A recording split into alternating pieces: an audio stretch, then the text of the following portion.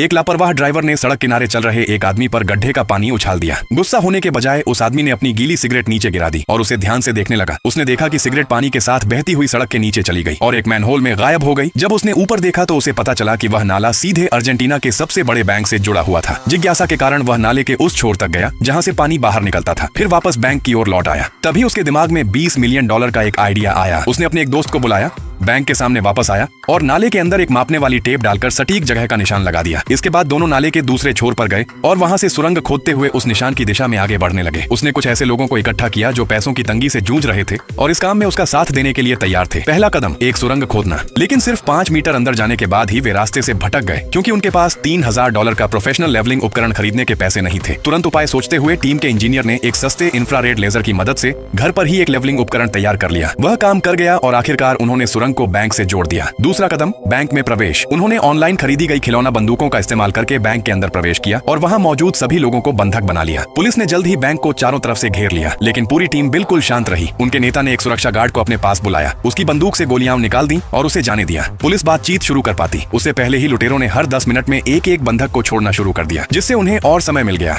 तीसरा कदम तिजोरी। टीम के एक सदस्य ने बेसमेंट की तिजोरी तक पहुंच बनाई, कुछ कैबिनेट हटाए और सुरंग के रास्ते बाकी सदस्यों से जा मिला। उन्होंने अपने बनाए एक खास उपकरण की मदद से 400 सेफ डिपॉजिट बॉक्स एक एक करके खोलने शुरू किए। पहला बॉक्स खाली था, दूसरे बॉक्स में ड्रग्स का एक बैग था, इसलिए उन्होंने उसे तुरंत बंद कर दिया। लेकिन तीसरा बॉक्स नकदी के बंडलों से भरा हुआ था। बस फिर क्या था, उन्होंने $20 मिलियन से ज्यादा की नकदी निकालनी शुरू कर दी। पुलिस को धीरे धीरे समझ आने लगा कि उनके साथ चाल चली जा रही है। उन्होंने बैंक में घुसने की तैयारी की, लेकिन स्नाइपर्स ने उन्हें आगे बढ़ने से रोक दिया। उधर बैंक के अंदर लुटेरे एक 80 साल की महिला के लिए केक काट रहे थे और उसे जन्मदिन की शुभकामनाएं दे रहे थे। उसका जन्मदिन का तोहफा था उसकी आजादी। चौथा कदम एक परफेक्ट भागने की योजना। टीम ने पैसे को पानी से सुरक्षित रहने वाले बैगों में भरा और उन्हें सुरंग के रास्ते बाहर भेज दिया। इसके बाद उन्होंने खिलौना बंदूकें फर्श पर रख दी और पुलिस के लिए एक मजाकिया संदेश छोड़ दिया। रस्सियों की मदद से उन्होंने कैबिनेट को वापस अपनी जगह खींच लिया ताकि सुरंग छिप जाए। जब पुलिस आखिरकार बैंक के अंदर पहुंची तब तक सभी लुटेरे गायब हो चुके थे। वहां सिर्फ खिलौना बंदूकें बची थीं। पुलिस प्रमुख की नजर फर्श पर पड़ी धूल के बिखरे निशानों पर गई। उसने कैबिनेट हटाया और उसके नीचे बनी सुरंग देख ली। उसने तुरंत अधिकारियों को नाले के बाहर निकलने वाली जगह पर भेजा, लेकिन तब तक बहुत देर हो चुकी थी। लुटेरे कयाक में बैठकर पानी की धारा के विपरीत दिशा में आगे बढ़ रहे थे। वे बैंक से काफी दूर एक मैनहोल से बाहर निकले, एक भागने वाली कार में बैठे और देखते ही देखते गायब हो गए। इस तरह उनमें से हर एक व्यक्ति करोड़पति बनकर वहां से निकल गया। आगे एपिसोड देखने के लिए सब्सक्राइब करके कमेंट में यस लिखें।